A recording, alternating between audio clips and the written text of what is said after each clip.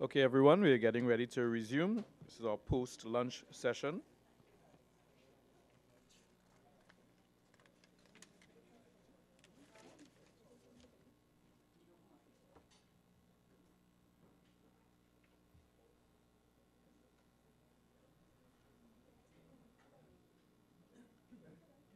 You got the presentation? Both of them?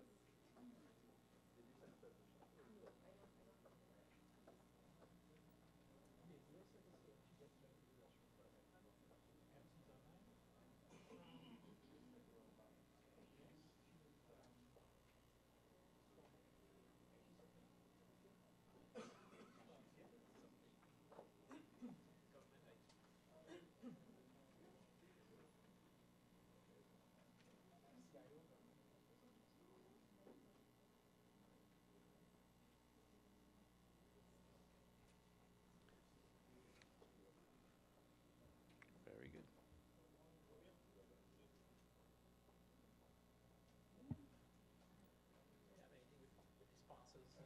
Mm-mm.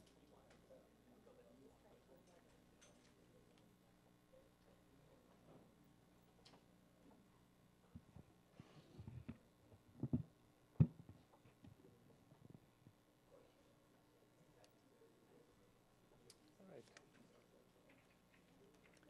So we now have all of our panelists. Good afternoon, everyone. My name is Bevel Wooding, and I'll be your moderator for this afternoon's session. It's titled The Impact of Social Media on Caribbean Society. And I think it's one of the very important dimensions of this whole Caribbean Internet Governance Forum discussion. And that is the role of social media. We have a panel that includes those you're seeing here in the room, and we also have represented online from Facebook, Maria Cristiana Capeo. And we will be looking at the issue of social media in the Caribbean. And I just want to give some remarks before we get into the discussion so we can set some context for the panelists and for our online viewers as well. I think it goes without saying that social media has been one of the single most impactful and transformational aspects of the internet, and certainly of the Caribbean internet experience. It plays a significant role in our digital and real-world lives, impacting our culture, our economy, our overall view of the world, and even of ourselves. Social media is a relatively new phenomenon, and the panelists, I think, would be giving various definitions of what it means, but it has been enabled by the internet and by more recently mobile connectivity. It enables people to exchange ideas, connect with, relate to, or mobilize for a cause, promote businesses, products, and services, seek advice, or offer guidance. Social media has also removed communication barriers and created decentralized communication channels that open the door for all to have a voice and participate in a democratic fashion in countries, in regions, in communities, or groups with free expression that may, in other contexts or circumstances, be limited, constrained, or repressed. And again, we're seeing that and have been seeing that across the region in environments where either for reasons of politics or for social order, people who would not have ordinarily had a voice can turn to online channels to express themselves. It fosters creativity and collaboration amongst a wide range of commentators on a number of issues, from education, the economy, politics, race and relationships, to disaster response, charity giving, and civic engagement. It is an unprecedented and powerful global media outlet. It accommodates a wide variety of spontaneous, formal, informal, scholarly, unscholarly perspectives and allows them to prosper online in a way that is, frankly, again, unprecedented. It has created recently a new kind of audience for live interactions that can go viral quickly. Viral posts or videos can gain an individual or group or cause global fame or global notoriety. Social media has amplified both the benefits and the virtues of human collaboration and information uh, in ways that I think have transformed all of us and how we relate as a society. But it is also a perfect and amoral mirror to human interactions. So social media has also amplified the darker dimensions of human interaction. There are very real risks associated with social media. Relationships and reputations can be destroyed with a single post. Social media can and has been used to fan flames of civil unrest, prejudice, and bigotry with damaging efficiency. Negative online behaviors from cyberbullying and revenge pornography to trolling and even, as some of our Caribbean territories have experienced recently, terrorist recruitment can also violate the social contract with amplified fallout. Right? Over the past few years, we have had incidents of live stream suicides and murders via social media sites like Facebook, which have captured international headlines. There are also some disturbing personal trends when individuals use social media to portray a desired self rather than a more authentic self. This brings identity conflicts as well as upward self-comparisons to an unauthentic image, right? You are and can use social media to pretend to be someone or something that you are not. And the constant posting of material possessions and the upscaled social interactions that are portrayed online can bring further negative feelings to others on social media, causing sentiments or feelings such as jealousy, envy, or the fear of missing out. And these are all very real outcomes of social media globally and with amplified implications in small communities like we have here in the Caribbean. Brands, businesses, and governments and institutions are also not immune. Aggrieved consumers can take to social media to express outrage, offense, or even disgruntlement as a new form of consumer activism.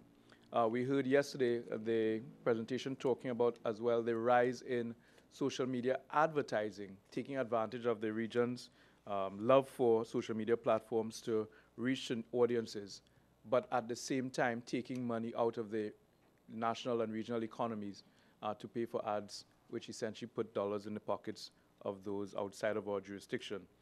The implications there span to how our newspapers and media outlets are funded, to their significant and important role in being the mouthpiece or the amplification point for local and regional perspectives.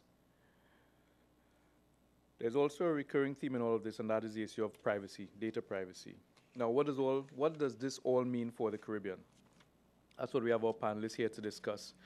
We have, to my left, and going all the way online, Ms. Rhea Yorching from the Covella Foundation, Ms. Ashel Ford from the NOAA Foundation in this particular capacity, and we have from the BVI, Ms. Desiree Smith, the CIO in the Department of Information and Public Relations in the Government of the Virgin Islands. And then online we have Facebook, representing Facebook, Ms. Maria Capella, and they will all be giving us their various perspectives on this issue of the impact of social media on the Caribbean and its implications for Caribbean internet governance. So, first up to share their views will be Ms. Rhea Yorching. Rhea is an experienced executive, having had significant experience in roles in the Caribbean and Latin America, including 10 years stewarding the expansion of Columbus Flow as the regional corporate vice president. She serves in a strategic advisory role to governments, and private sector organizations, with an emphasis on strategy, industry, and sector analysis. She's also, as the head of Covella Consulting and the Covella Foundation, the spearhead for these institutions as they use technology to promote economic growth, social inclusiveness, and civic participation in the Caribbean. Let's welcome Rhea Yorching.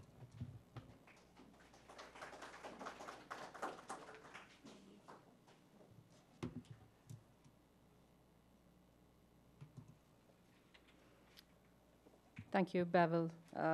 Good afternoon, everyone.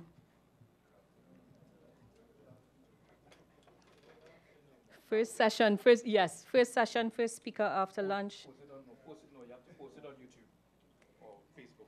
No, I think I'll live stream it on, I'll do a Facebook Live right now. Maria will be listening and watching me. All right. Very interesting topic, as Bevel talked about. And it's also, as we spoke a lot about yesterday, it's also very personal. There's a lot that can be learned and shared just from the experiences that we've all had. So I don't think anyone is at all immune to the positives or even the negatives of social media.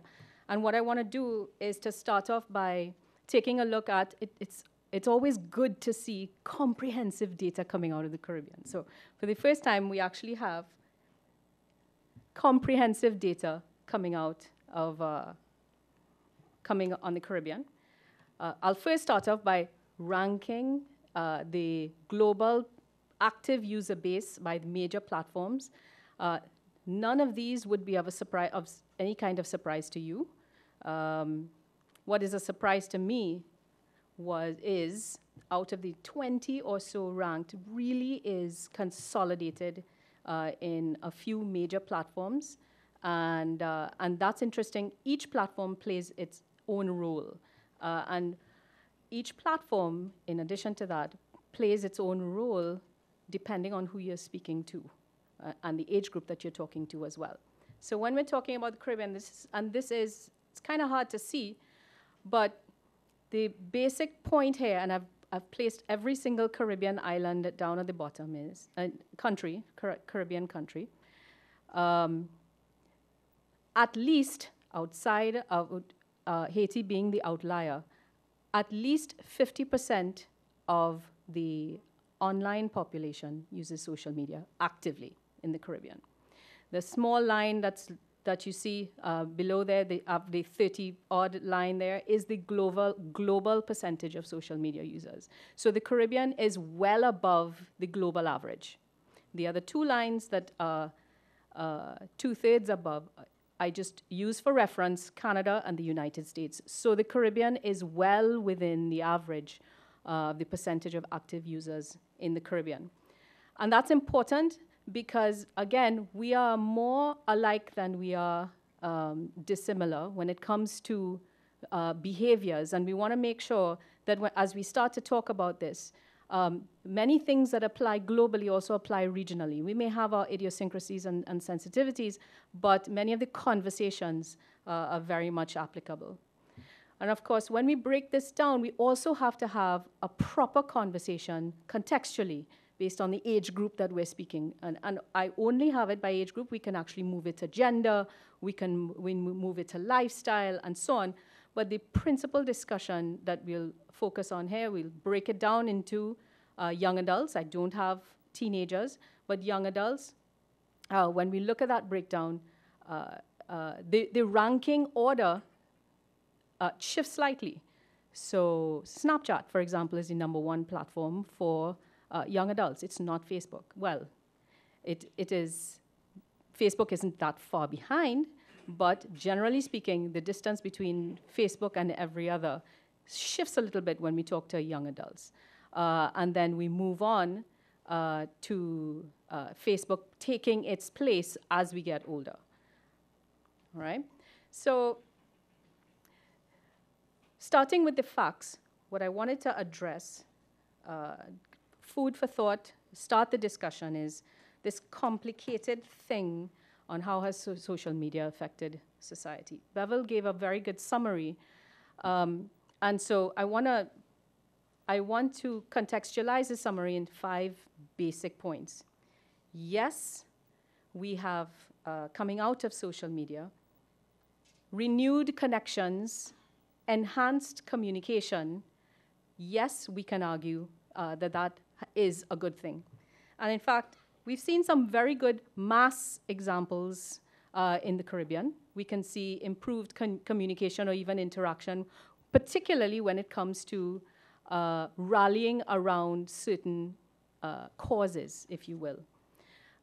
So my most favorite example is the Haiti earthquake, which sort of threw me into this this whole idea that sending out communication and building connections now globally using social media can actually have a tremendous and accelerated impact on a country.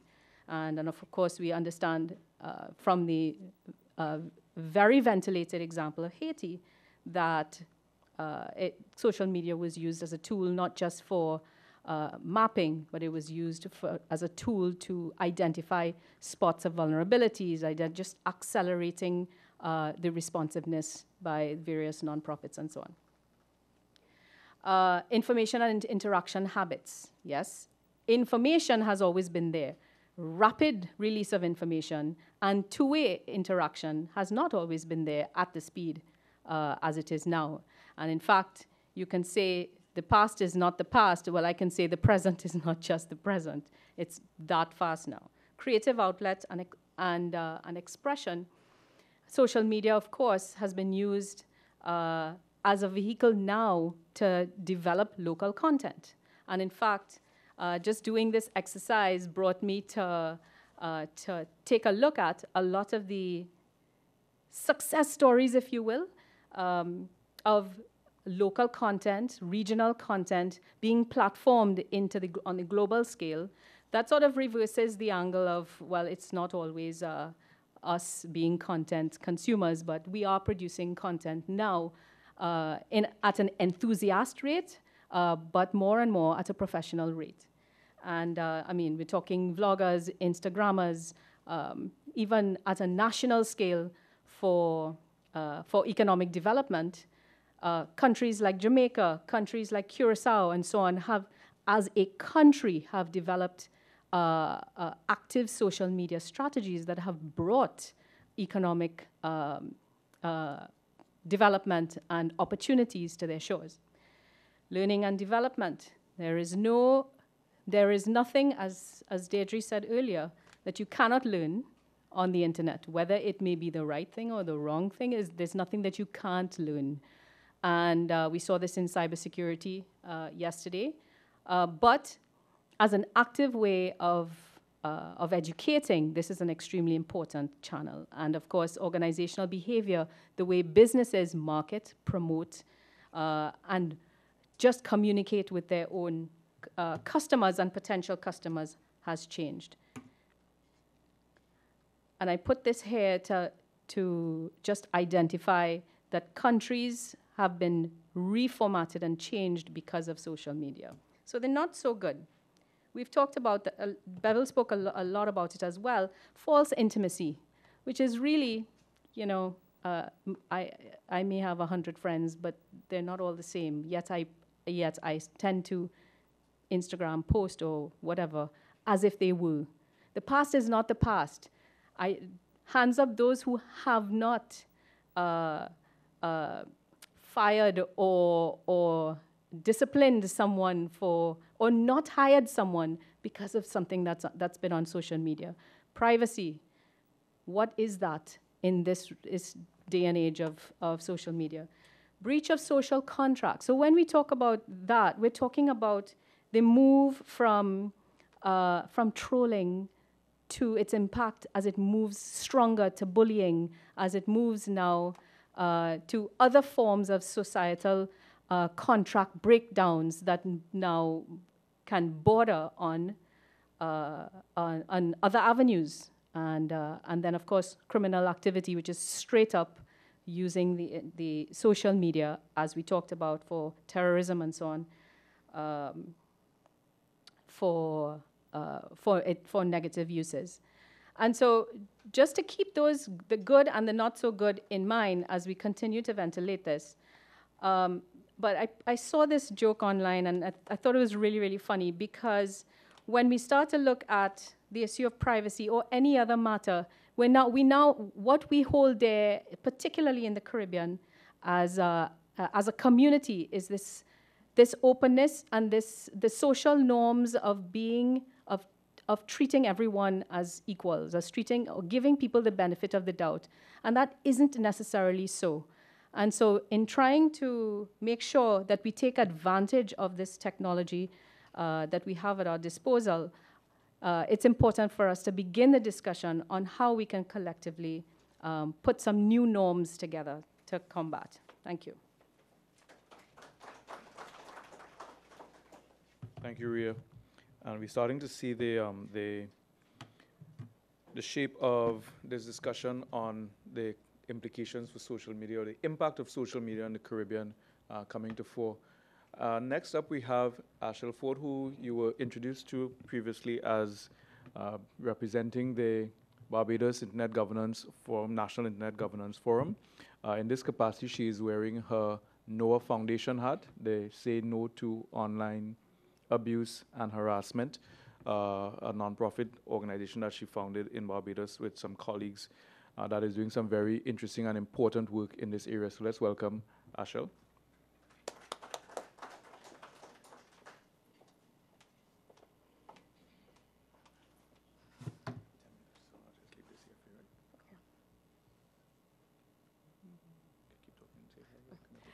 Hi, everybody. Bahar. So you guys have me before lunch and after lunch. And just so that you know what's expected of you, you need to have the same level of engagement now after lunch as before, okay? Good. All right, so let me tell you a bit about NOAA first.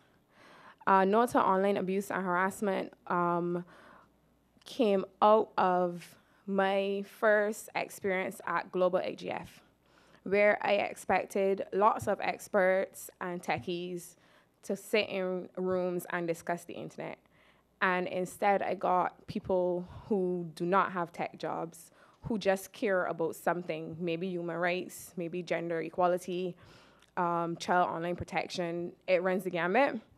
And these people were hosting sessions at a global internet governance forum to talk about how the internet affected them and the people they represent, and finding solutions for common issues across the globe.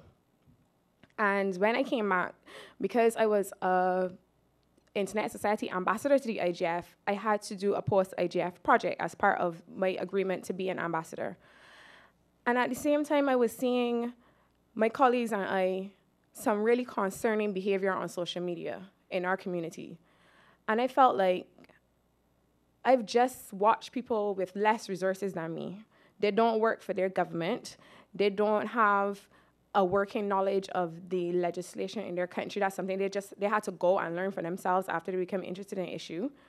And they saw a problem and they decided that they were going to fix it. Why can't we do the same? So I looked across the office at my coworker, Alicia Trotman. She's joining us remotely. Hi, Alicia. And said to her, Alicia, we are starting an organization that will help victims of revenge porn in Barbados.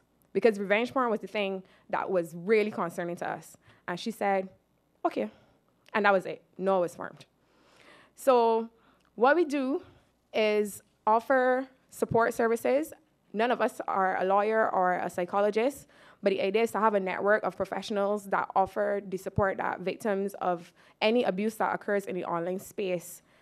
And we also know that education has to be a big component, because it's something that people whisper about if they know somebody that has been affected or they themselves has been affected, but it's not a national discussion.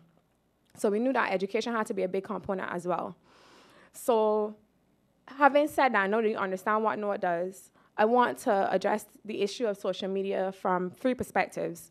And these would be perspectives that we often speak to our constituents about. So the first will be cybersecurity, the second will be child online protection, and the third would be revenge porn and harassment. So from the cybersecurity perspective, people have this idea that the internet is not real life. I often say to people, I don't like to make the distinction, something happened online and something happened in real life. I like to say something happened online or something happened in the offline space, because the internet is real life. If you're being harassed online, if you're being targeted online, if you have money stolen online, money is money, right? Just because the person did not walk into your bank and withdraw cash from your account because it was transferred by wire transfer over the internet, doesn't mean that you are not still out the money. Your money has been stolen. It's real life. Yet people behave as if social media, what happens on social media doesn't affect them in real world, when it really does. Yesterday, I believe it was Sherman that spoke about, why does the entire world need to know that you're going on vacation? And I wanted to say, how will people be jealous of me if I don't put up pictures of my fabulous vacation? And people use social media as like the highlights of their life. But we don't internalize that. So we are seeing an impact on our society that is becoming, one could argue, more materialistic, more competitive because of social media. So I see Sherman going on trips, and I am really jealous because as far as I'm concerned, Sherman doesn't have a job that should allow him to travel 6 times every year. But Sherman is at home hungry, or his car doesn't have any gas because he went to Trinidad Carnival. But he's not posting that on social media. And the person's watching him on social media and being jealous of him, that never occurs to them, right? But there's also, because this is cybersecurity, there's also a safety component. Because when you show me that you and your entire family are on vacation in the Napa Valley, I know that it is a great opportunity to break into your house and steal your television. When you post the photo of your boarding pass, about to get on AA to go to Disney World, how much personal information does a boarding pass have? So much personal information. Their passports, they post pictures of their children, all the things they got in the house. And people don't see these things as a cybersecurity concern, right? And that's one of the things that we really need to impress upon people.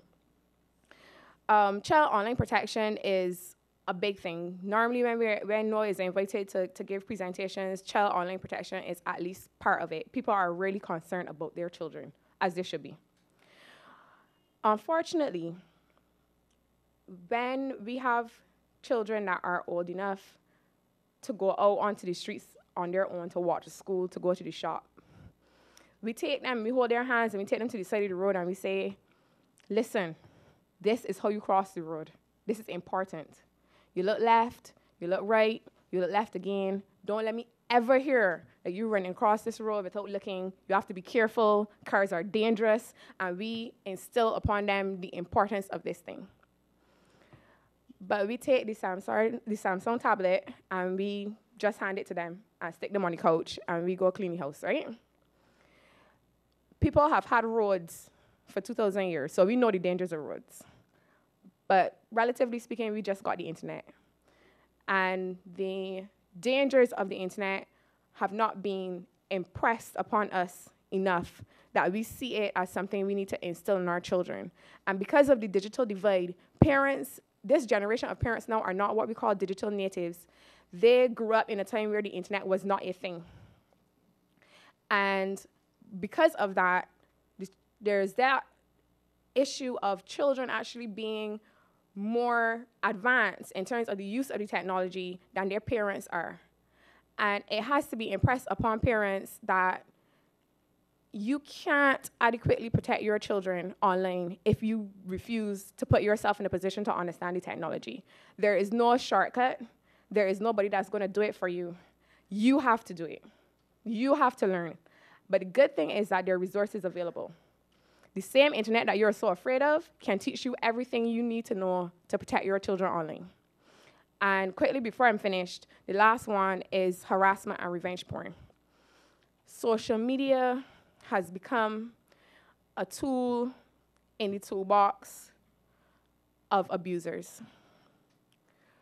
Specifically, but not always, domestic abusers. What we are seeing is a situation, because we live in a society, especially in the Caribbean, that is so charged as it relates to gender inequality, that you have a situation where abusers now have another way to manipulate and humiliate their victims. And a big part of what NOAA tries to do, especially when we're talking to very young people who see the embarrassment of their peers as entertainment on social media. So Johnny and Susie have just broken up, and Susie is putting all their business on Facebook for everybody to watch. They see this as entertainment. And what we try to explain to people is that when you share these things, when you watch these things unfold on social media and find it entertaining, that you are complicit sometimes in the abuse of victims who are already suffering emotional abuse, right? And this is a big, big thing, especially for us in the Caribbean.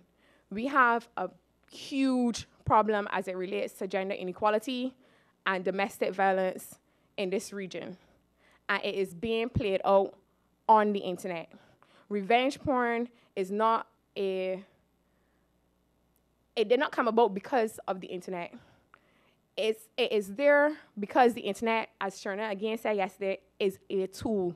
It reflects all the motivations we have as human beings. So there are people who, for instance, getting back to child online protection, target children in real life. The internet makes that even easier. Because you can now groom a child from a distance without adults watching and saying, why does this grown man have this special interest in this child? That seems weird. But when it's happening on the internet, they have the opportunity for a long time to play the long game, to play the long con. And these are things that we want to know as an organization is pushing heavily to educate the Barbadian public. And I say Barbadian because that's where we are now, but we hope that it becomes a Caribbean thing. We hope that we can partner with other civil society groups across the region to bring this educational campaign, so to speak, to everybody across the region. So I think that's my time. Thank you guys very much.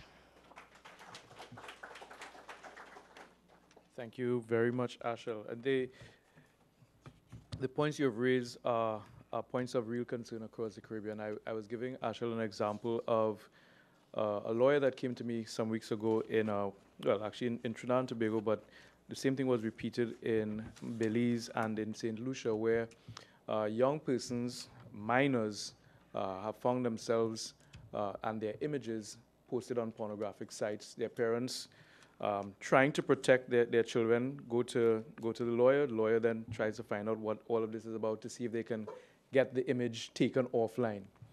I remember calling Albert for one of these incidents some years ago as well. And I find myself having to explain, one, the image unfortunately cannot be taken offline, not in the sense that the parents would hope for. And two, it is extremely difficult to go after the publishers of the information. Now, you might know who the original publisher is, but you will not be easily able to know what are the many places that same image can get replicated at.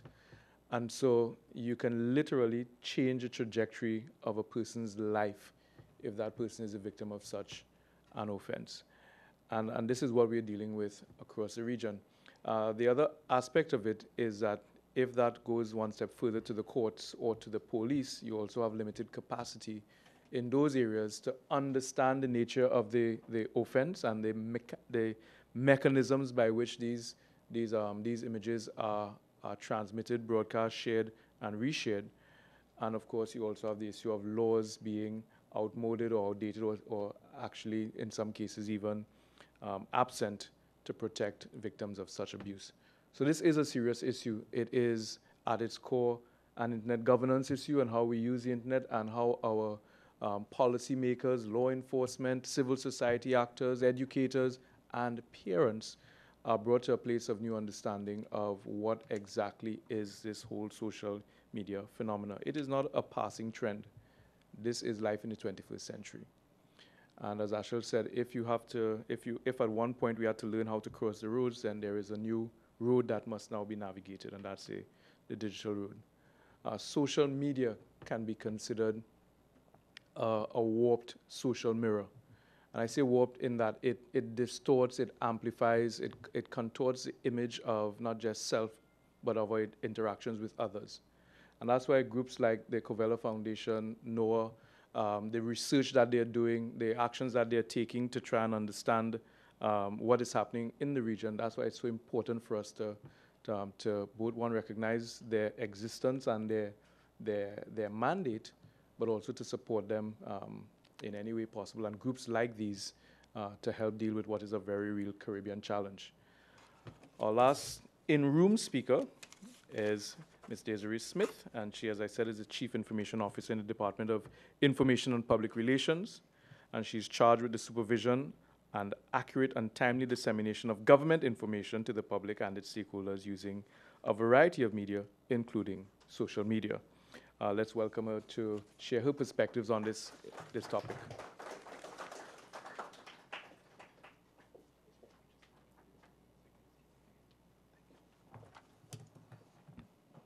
Good afternoon. All right. The government of the Virgin Islands and social media. The Department of Information and Public Relations, also known as the Government Information Services, and locally most commonly known as GIS.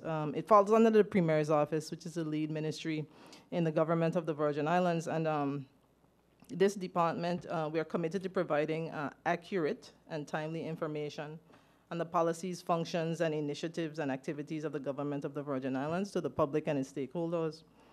And in order to achieve that mandate of effective information proliferation and management, to ensure that the public is duly informed and aware, the department strives to create a heightened awareness of government's policies and initiatives, create easy public access to relevant and accurate information, ensure timely and accurate distribution of information, improved understanding of the government's functions and activities, create online conversations, monitor these conversations through blogging that's resulting from the information that is disseminated to the public.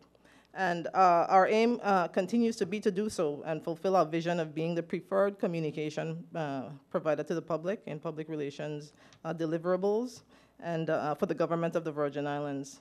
And our mission being positioning the Department of Information and Public Relations as the main source of quality information from the professional point of view in public relations and communications. The government of the Virgin Islands embarked on its use of social media in August 2013 after it was noted locally that there was an increase in the use of social media, and the government was missing a demographic in that area, mostly having been on TV and written in newspapers and radio. So as such, the government saw it necessary to engage in social media on YouTube, Twitter, and Facebook. Instagram is yet to come. I think we should be looking forward to that this fall. And our presence on social media sites allow for two-way public communication between the government, the citizens of the territory, and the wider community globally, as we are a tourist destination, and one of our products is international business and finance.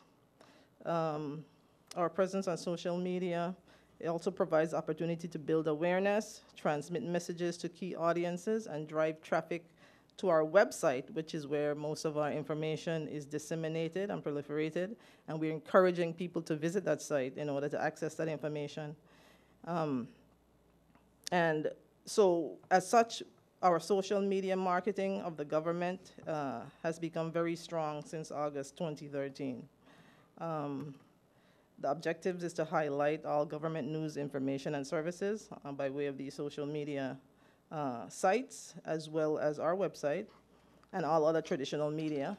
We've literally translated the information, the traditional means, into palatable ways that the social media demographic on the various sites can digest it, and promote government's plan for moving towards stability and growth. So our target audience would be all demographic on the various social media: youth, men and women, 25 and up, key stakeholders within and outside of the territory in areas of tourism and international finance. On Facebook, what it allows us to do is to spend time posting information and monitoring feedback. And it also allows us the capability to share, because the department has a photography unit that is able to garner a large number of photos and videos that also results from the coverage that we do for the government activities and events. Facebook also allows us an easy way to notify our audience in a timely manner. We can direct our audience to particular internet links or promotions and accompany it with brief introduction. And of course, Facebook doesn't give a limit on the amount of copy that can be incorporated in a post, so it can be pretty exhaustive, and we make good use of that. YouTube, again, we have a video production unit, so that allows us to have a lot of footage that we are able to garner from governments, events, and public activities. And so this allows us also a way to archive our information.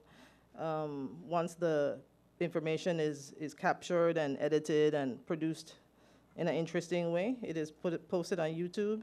And we are live streaming now. We live streamed this morning the swearing in of our new governor, the 13th governor to the territory.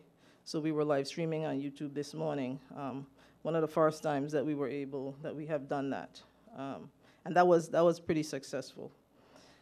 Twitter, we know it's important to be on Twitter because Twitter has a reputation for being an important site for news proliferation, those who are truly interested in accurate information and news. Although simple and short, the messages can be shared to a broad audience, and the retweeting nature is something that those people on Twitter, that we count on them to be able to support in the proliferation of information, retweeting. And the search engine optimization, the ability to search key points, gives us good value out of Twitter.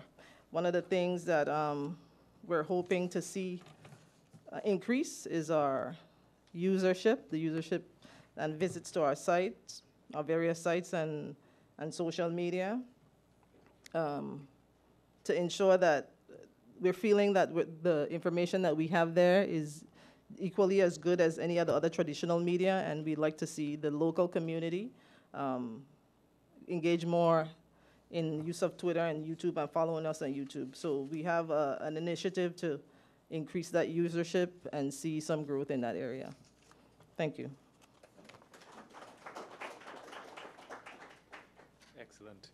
And I think the BVI is one of several Caribbean governments that that's actually making a deliberate investment in being on social media and all that entails in terms of resources, support, and information and content development. Some questions for you that I'll hold for the open session. Next up, we have Maria Cristina. She is from the public policy team at Facebook, covering Mexico, Central America, and the Caribbean. Let's see if we can get Maria on screen. Ah, there she is. Red glasses and all. Hi. Yes, I need to read. I don't see very well in my computer, so thank you for having me. And it's too bad that I can't be there with you at the British Virgin Islands. I'm very jealous of all of you right now. I'm here in rainy Mexico.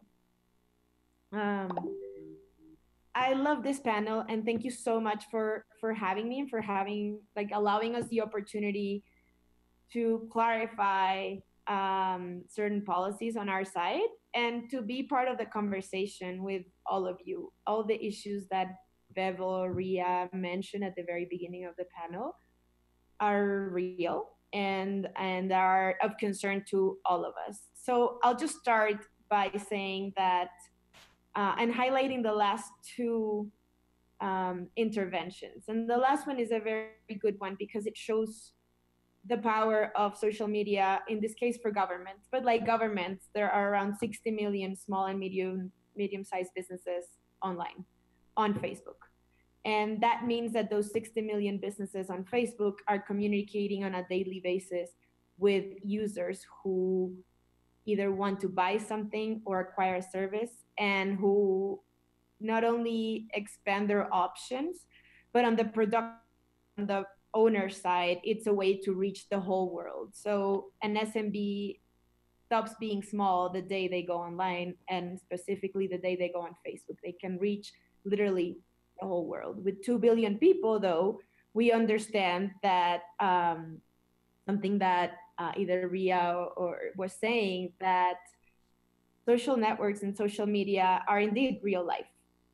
They are a reflection of us as societies. We are the same people.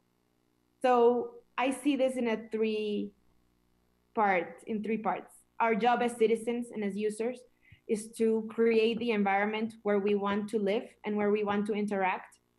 And platforms like Facebook offer you a number of options to not only protect yourself, but to also call out what others are doing that you don't agree with or that you think are harming someone. As governments, we understand that that's their job to protect their users, their citizens.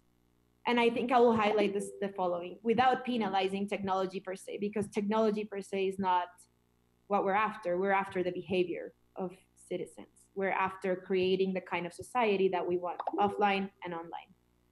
And as companies, we also have the role and the responsibility to build trust with our users. Without trust from our users, Facebook doesn't exist.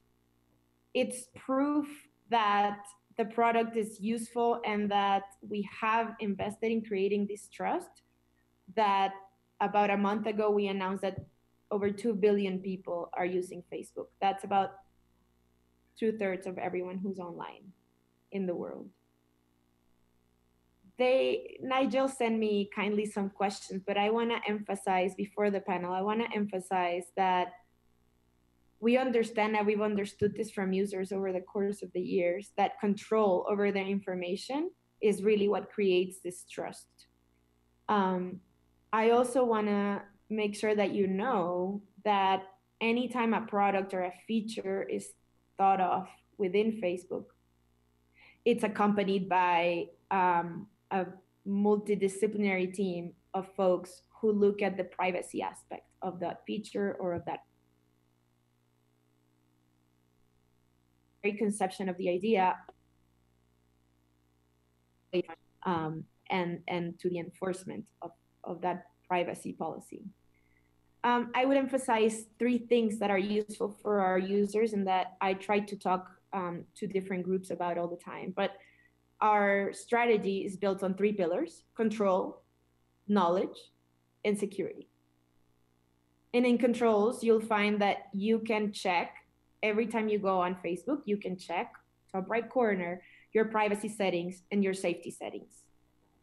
Activity log also shows you in a few clicks what you've done, what you've shared, who you've shared it with. So it's all about information and empowering the user, and really making sure that you are the one deciding as a user what to share with whom.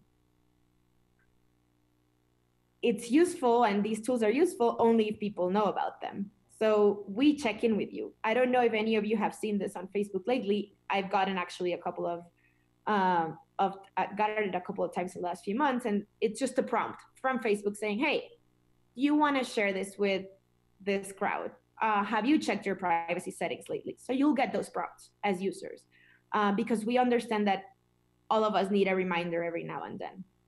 And in terms of receiving ads, and that's something that you can also control. You can, for every post, for every ad, for everything you see on Facebook, there's a little arrow on the top right corner. You can tell us, I don't want to see this anymore, and you can tell us why. And that feature wasn't there at the very beginning, but we understood that that's exactly what users are looking for, a way to control their own experience. And on security, I always bring this up, and it's about making sure that, you know, the basics, you have a strong password, but you also have, we offer two-factor authentication. You might have talked about this in safety tips yesterday when you talked about cybersecurity. But from the user side, it's important that we all behave as responsible users. You can also tell Facebook, hey, I want to be notified every time a login is made from my account. And this is the way, this is how we've detected violations or hacks from a number of accounts because the user notices or Facebook notices that you've had an unusual movement in your account. So for example, if I had a warning right now that someone was trying to access my Facebook account from the British Virgin Islands, I would be in trouble because I'm not there. And you can also designate trusted contacts and friends. So in case you lose access to your account, okay, I can say, hey, you can contact my husband and ask him if I'm the same person, or to send a photo verification. So that those kind of things allow us to use the community, which is what Facebook is really all about, to enable you to be part of the communities that you want to be a part of, to also protect you in this manner. I think the panel today should be very interesting. I think your questions are very interesting. I am very excited that we'll have an area now that's more in tune and listening to the Caribbean users and to Caribbean concerns. I do think that there's a lot of work for us to do together in partnerships to educate users, to help them understand how they're using their accounts, but also to enable things like Caribbean SMBs to access global markets, to really go and use these kinds of platforms as what they are, platforms to reach wider audiences, to send messages, to exercise your rights, and to be part of a safe community. Look forward to your questions. Thank you, Maria. Let's give a round of applause to our panel. Okay, so the next part of this panel will be the open mic and open floor discussion around some of these issues and any other issues that that you believe are central to the Caribbean's take on social media and how it impacts internet governance. So who's going to get the conversation going?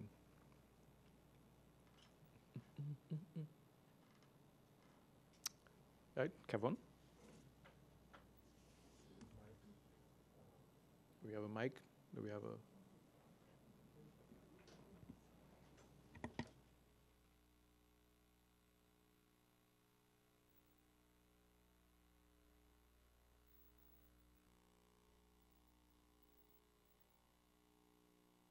Okay.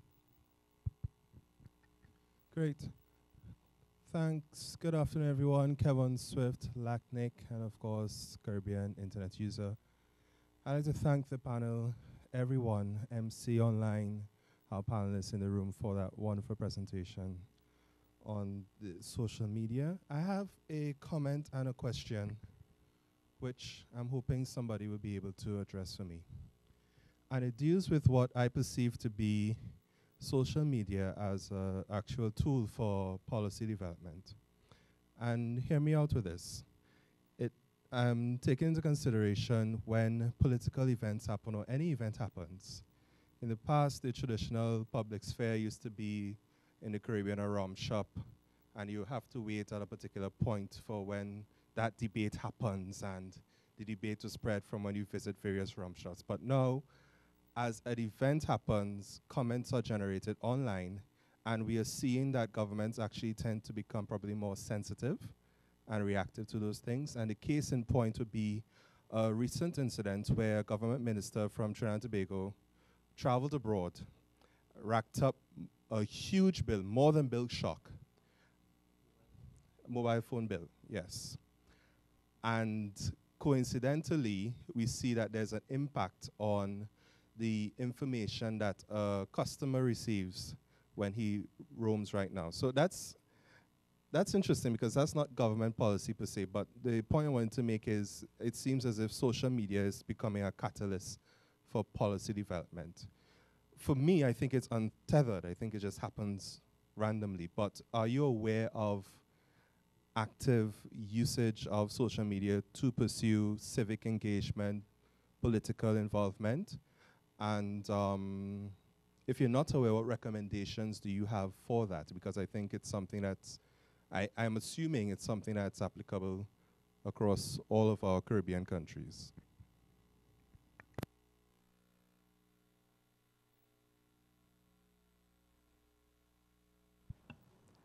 In the BVI, we don't have the feedback mechanism incorporated into our our website per se. We post on Facebook and Twitter, and people aren't as engaged in those spaces because it's not as veiled, and I can only speak to the local community. I think that the analogy of the rum shop probably still has its effect. It's still prevalent here. However, speaking from your true profile is rare and here. And so when other social sites, social news sites afford certain opportunities for anonymity in different names, and they make good use of those and speak a bit more of their truth, and we monitor those things and bring it to the forefront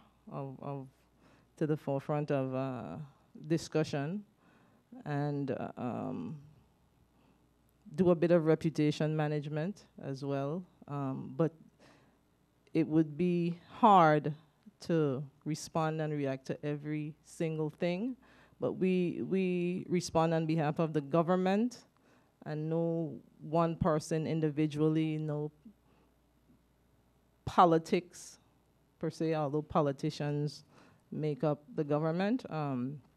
When the government is in place, though, we respond on the truth that's or the accuracy of the information that's proliferated in response to any of those spaces. And we help to provide a context in what it seems to be the dialogue by monitoring those spaces and indicating this is what's being said. How do you choose to react if you do and respond? It's not a lot of conjecture and back and forth, but the monitoring of those spaces are there. And as far as policy, it's only been stated that so far the government has chosen not to have those blogging components introduced into their website thus far. And So no policy by Twitter in the BVI? no. No? No. Shucks. So Yeah, I Yeah, just want to, no. yeah, let me just take is this a comment or a question, Carlton? Question or comment? I actually wanted to point out that the social media has only amplified what has been a traditional political discourse Correct. in the Caribbean. I can tell you that previously in Jamaica we have politicians announcing policy from the political hustings from the platform. Same thing happening now. They're doing it by Twitter and Instagram and Facebook. Yep. Our Prime Minister, for example, is a very effective user of Twitter and Facebook. And they're on there. The question is whether or not you can segue between being a politician and the civic government in terms of the policy formation and the dissemination and so on. There's a hard question. There's no strong line of demarcation between me being politician and me being prime minister and head of government, and that's the difference with social media. I don't think social media is ever going to change practices. What it does is it amplifies and it extends. Correct. But definitely there's no new ground being broken with social media at all. Well, it definitely amplifies, but there is new ground being broken because it speaks to a constituent that would not have as easily been spoken to in the past. Yes. And so I know I can give the case of the OECS, the Organization of Eastern Caribbean States, where the OECS Commission uses social media. There is a social media monitor. They actively track not just responses on their official sites, but responses about the OECS, the integration movement, issues and challenges in the space. actively across several of the social media challenges and then shape messaging around what they perceive to be issues that are affecting the public discourse. But they recognize that it is a platform for public discourse, and so it feeds into the policy process. I just want to add that the government of Trinidad and Tobago... let's remember to identify ourselves before we speak. Jacqueline Morris, TT-Mag. The government of Trinidad and Tobago has been using social media as a way to get feedback from the population with regard to policy issues and so forth. And the Parliament, in particular, besides the fact that it's live all the time on YouTube, it gets comments there, but the parliamentary committees have been using social media in order to get feedback from people on legislation and so on. They have open consultations, and anyone who has seen it on Facebook or can submit, and they respond to all of these things.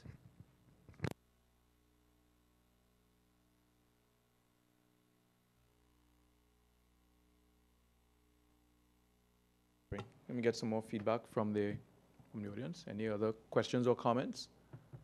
Yes, Rudy? And then Deidre. Oh, you're yielding? Okay, there we go. Yeah. Such a gentleman. Deirdre Williams from St. Lucia. 2 years ago at the Caribbean IGF in Trinidad, I persuaded Nigel, I'm not quite sure if he ever in fact did in the end, to include as an issue the erosion of our right to say no. I have a very strong impression still that peer pressure is one of the things that is being exaggerated, made greater by Facebook, so that you can't not be on it. I'm not on it, but I bet I'm in the minority in this room because you can't not be on it. The other thing that concerns me is the fact that all of these platforms you're talking about are not public spaces. They are private companies. So I'm sorry, maybe I'm a dinosaur, but it seems to me that they are not necessarily appropriate places to carry on the public business of a country, because it can stop. It can stop just like that. And you have no control over whether it stops or not. It can just stop. And I would prefer my government to conduct its public business truly in public, not in another silo. This may actually be a good point for Maria, for MC to jump in. It has been said that Facebook knows more about the people of the Caribbean than the people of the Caribbean know about themselves. The statistics concerning the Caribbean's use of social media and Facebook in particular, I think Ria's presentation put Facebook as the #1 platform of engagement by far, which actually makes it, just in terms of the raw statistics and numbers, a public space for public discourse that we do not perfectly control, right? That's the better way to qualify it, but it is a public space.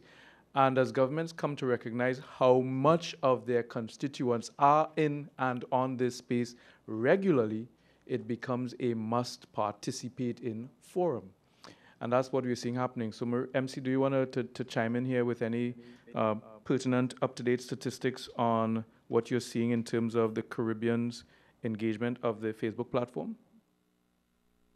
I would love some data with you, but I don't think it's true that Facebook knows more about the Caribbean people than you all know. The latest statistics actually come from the studies that you've all done locally.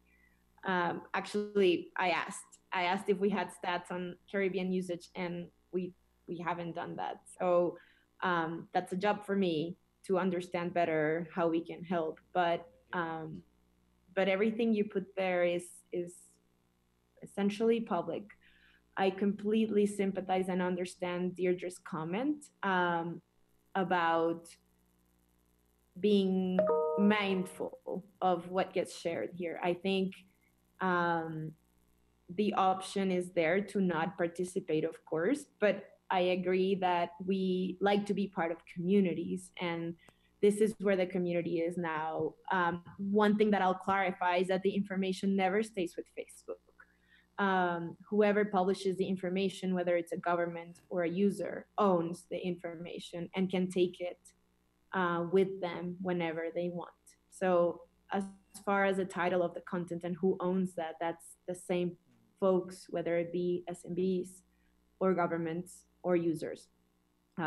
You own that information, and there's a very easy tool where you can take it away with you. It does not stay within Facebook's. Isn't this one of the downsides of the social media phenomena, particularly the region's use of Facebook, where we cannot see either at a national or regional level the breakdown of our utilization of such a significant platform? Back to Deidre's point, this is where it becomes evident that it is not our platform, even though it is where we go to congregate in the virtual space. How much of this should we know in terms of the aggregate data? How much of this should be easily available? How much of this should be analyzable by our academics and civic society folk who are interested in seeing who is online and what is the nature of the engagement so that we can better respond? That's an open question to the panel. So a couple of things to Deirdre's point. Number one, we do have, as MC puts it, we do have some level of control. And certainly we do have the ability to analyze our own statistics. Because we are talking about, we're now to the ground level, the disaggregated level of person by person by person, we can ask and we can investigate. There's Facebook analytics. We can understand the movements happening in social media, and we can poll our own constituents and users and so on to be able to get that. That of course is more challenging in the Caribbean than it is for other jurisdictions, just because the investigative or in evidence-based process in the Caribbean still has a long way to go. But it is there. Number two, you talked a lot about peer pressure, and not a lot, but that's a big thing. And I want to use the analogy of too much of something is not a good thing. That too much of that chocolate, that whatever you can have, just not too much. That's life. The problem is that in this space, it's very difficult to understand what is too much. And that's why I wanted to separate age groups, because, for example, I have an 11-year-old who's screaming at me that every other 11-year-old in her class is on social media. But that's not legal, right? That's not legal. Now, my child will not be there. But there's peer pressure. To my knowledge, she is not there. I am in charge. Every account, yeah. Anyway, so too much collaboration, integration, information causes obsessiveness, causes compulsion, seeking, or causes narcissism. Too much causes these kinds of breakdowns. So it's not social media's fault. It really, again, comes back to what structures in society are being amplified, or what weaknesses in our structures in society is being amplified because of social media.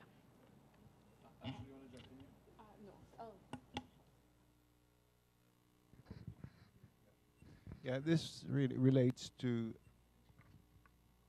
Rudy Daniel.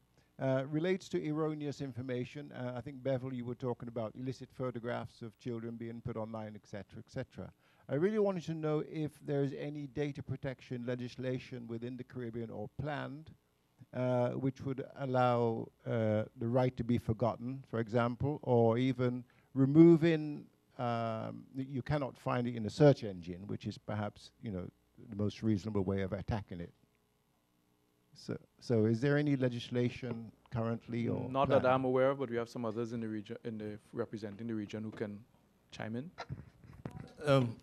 For data protection, the ones that exist do not have that right to be forgotten. That came out of European experience, but I'm thinking the structure of the internet and the way it is make that a little bit cockeyed.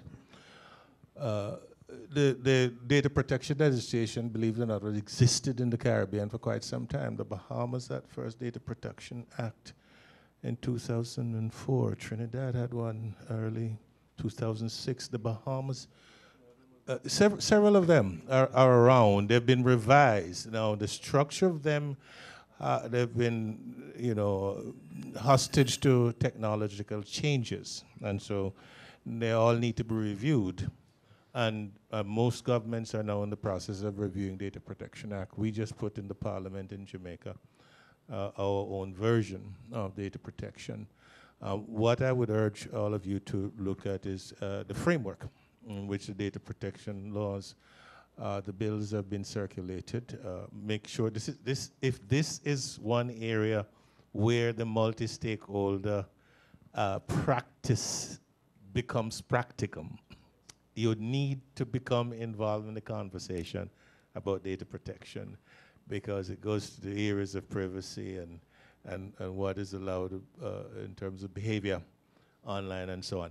It is very important for us to engage in all of the developments in data protection legislation around the region. I urge all of you to take a look. Very important point. Let's take some feedback from online, and then Albert. Online? Online? Yeah. Okay. Can we get them on the house speaker?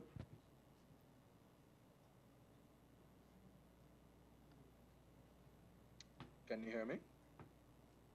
Yes. Can you hear me? Yes. You have it on. Yes, we can hear you. Carry on.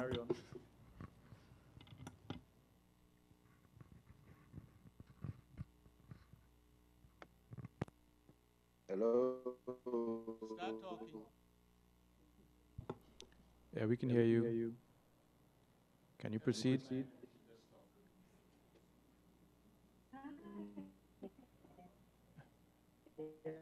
Yes, please proceed. Right. I want I'm not hearing you, so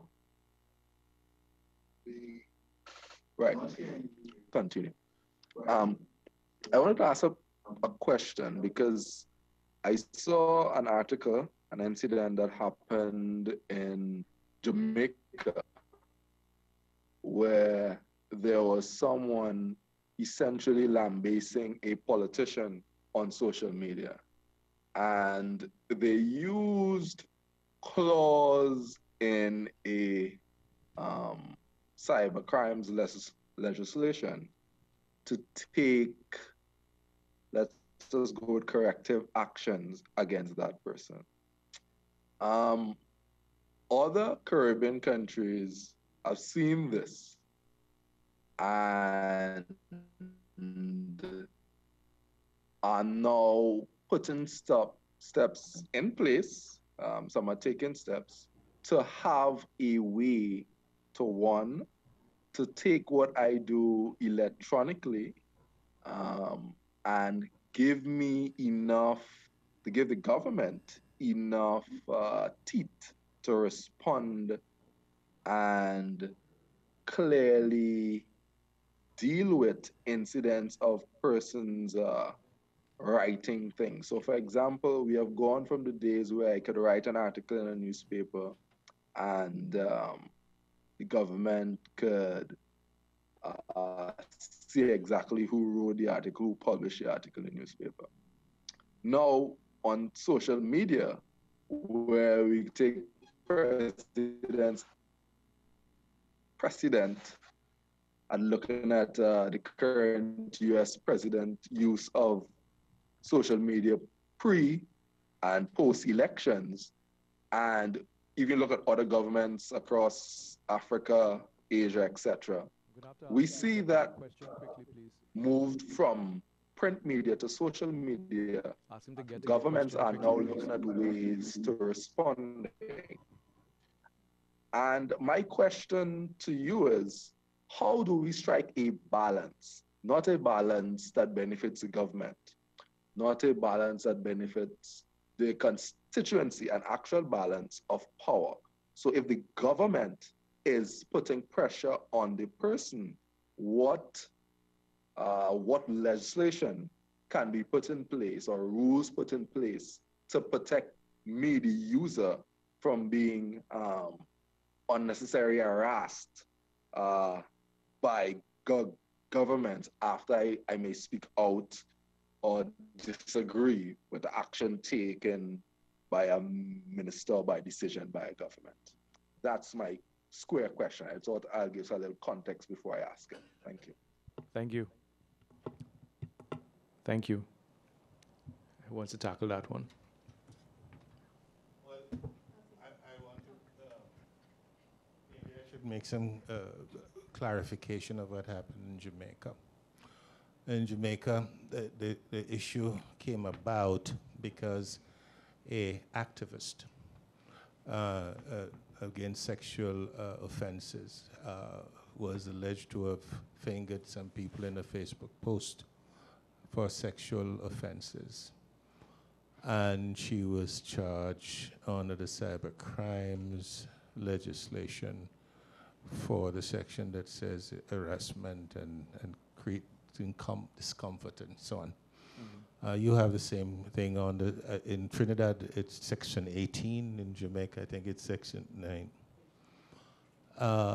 The activist was charged, but in the end, the sensible director of public prosecutions withdrew from the prosecution because she thought it was the wrong place to use the law. That was a weakness some of us saw in the current legislation, and we cavilled against it, but unfortunately, not everything you advocate gets thrown out. So you have to understand you win some, you lose some. Know that this has happened, and it comes amid some senior police officer was saying, well, you should charge them with defamation using the cybercrimes law instead of the traditional defamation, which is a civil procedure. It has brought to fore some of the weaknesses in the current legislation, which will be fixed in the upcoming legislation. So that's a good thing. In Trinidad, I think it had to do with Section 18, and you have a different understanding of it. But that's what happened in Jamaica. It was an activist, and it wasn't about a government official. It wasn't a politician involved at all. It was some private citizen who she was alleged to have defamed on a social media post relating sexual offense. Thanks for the clarification. Albert, you had a question? Yes, Albert Daniel, St. Lucia. Let me just say, this will be the last question. We're running out of time, so. So my question also relates to the misuse of social media and also how we go about detecting and what mechanisms are in place to deal with abuse once it's detected. Perhaps it's related to Ria's comment about, knowing all of your child's passwords to Facebook. Sorry to tell you, but they are actually using something else. And as soon as they find out that you have those passwords, they move. Instagram, Snapchat, with Snapchat, it's nice because they can disappear, in a few hours or whatever. So my question, maybe Maria, who's on the line as well, might answer. Do you want to say something about your methods of detecting abuse and mechanisms for responding to abuse and misuse of social media? Just want Ashel to go first and then Maria. So the thing is that in terms of identifying perpetrators of online abuse, it's almost always technically possible to find out where messages are coming from and who's sending them. When I say technically possible, I mean there is a way to trace the ones and zeros, where they have come from, which routers they hit, all those things. The problem is often people or policies. Let me explain what I mean. So I can't say to Facebook, this person or this account has degrading photos of me on it. I want you to take it down, and I want you to tell me what IP address these photos were uploaded from. Facebook, because of their policy, might take down the photos, but they're not going to disclose to me, or sometimes even the police in my jurisdiction, where these videos or photos or whatever came from. You also have the issue of jurisdiction, where something has to be a crime in Barbados and Trinidad, for instance. So if I'm the victim in Barbados and there's the perpetrator in Trinidad, but the crime that's being committed is a crime in Barbados but not a crime in Trinidad, the Trinidadian authorities are under no obligation to help the Barbadian authorities to figure out what is going on. The same thing happens with ISPs. ISPs may or may not turn over the data on their users to law enforcement, and they're definitely not going to turn it over to end users, right? So in terms of identifying perpetrators, it is sometimes difficult, not because of the technical means, not because we don't know how to trace these communications, but either because we can't get the information because of jurisdiction or because of policy, or the victims themselves don't want to stay the course of investigations and prosecution.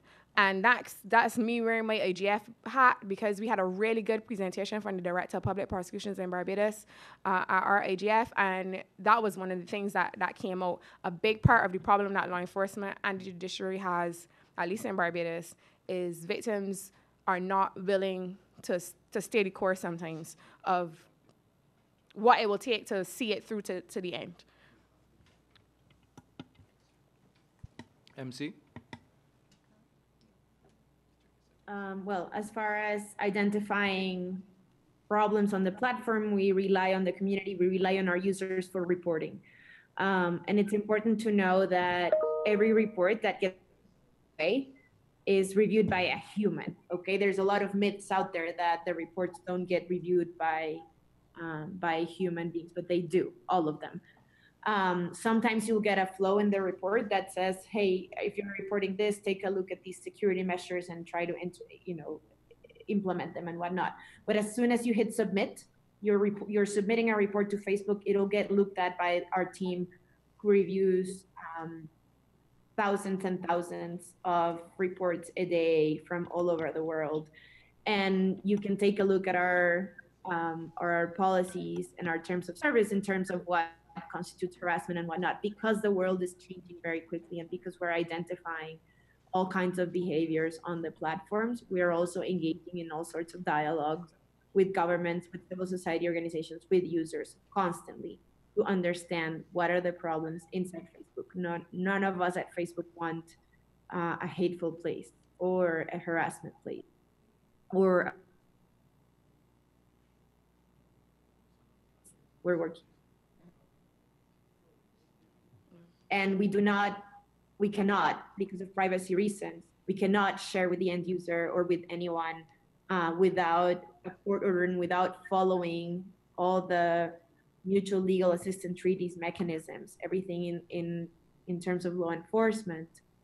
We will not share your information, because even if you are being reported, and this is, in a criminal investigation, it is very clear that the information is being required for legal purposes. It is not clear for us, and we cannot be the judge of who is requesting your information. So our first task is to protect your privacy, even if we take action on the content that someone has published.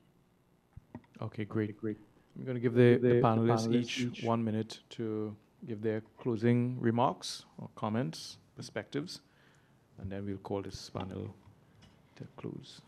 Okay, my final comment is something I always try to reflect on, and that is this is no longer mass communication or mass marketing. This is micro-targeting, micro-communities, groups of people with like interests, whether I agree with the interests or community or ideology or not. And part of this evolutionary process is we're going to have to be going through all of these hurdles constantly as we battle our ideologies with conflicting ideologies, whether they're lawful or they are not. And that's something that we have to be aware of. And so MC is right when you have to take a protection stance first, a privacy stance first, and then ventilate it in appropriate jurisdictions. It's all about transparency and accountability, and that's important as we evolve in this space. And we have to be able to use that to our advantage. Holding those accountable, governments, policies, and so on. All those are good things. But again, we also have to make sure that there is space to continue the conversation, as it was said earlier, at a multiple layers to address all of the pitfalls that can potentially come.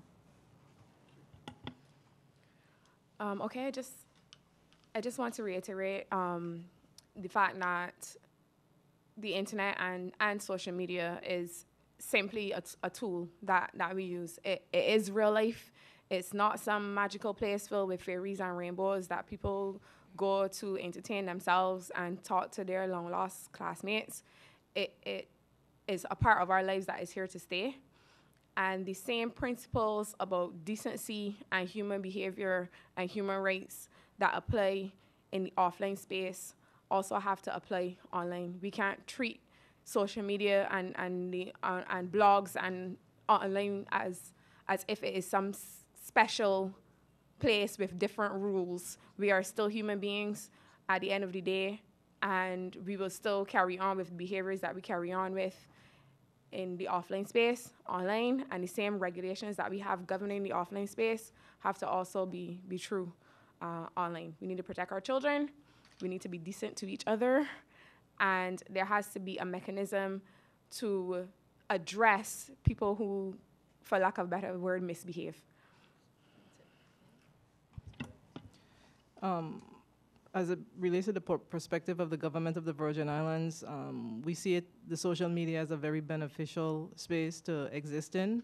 The sharing of information and receiving of feedback is necessary. That with the advent of it, we can see the benefits of it. However, with the discourse that took place here, it seems that locally, the dialogue of laws and appropriateness should be had in amongst the government framework.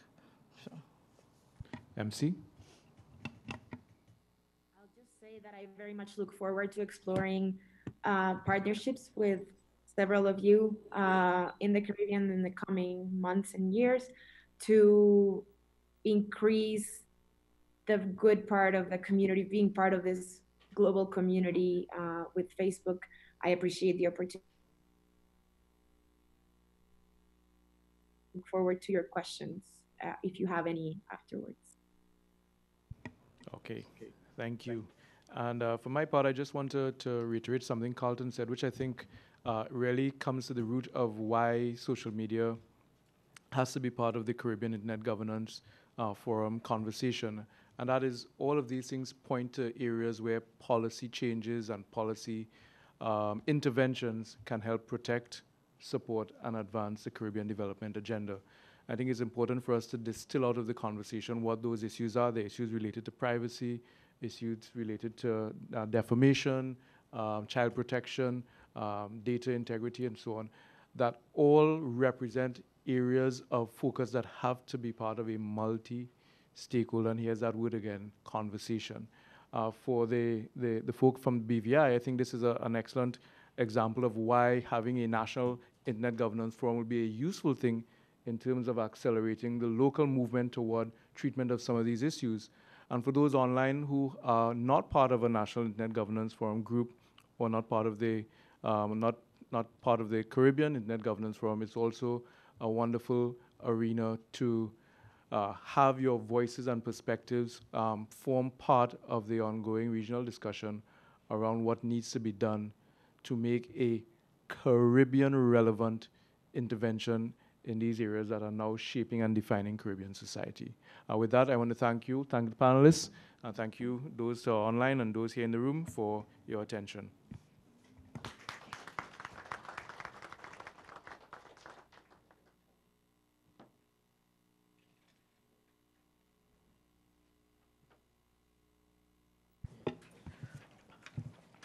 All right, folks, we'll take a 15-minute break, come back at 3:30, and we'll do a little workshop activity where we look at improving Caribbean internet governance processes, and there'll be a couple questions for us to look at in workshop groups to come back. I'll try to get them posted online as well now so that the remote hubs could engage in the activity at their option. Coming back at 3:30 here.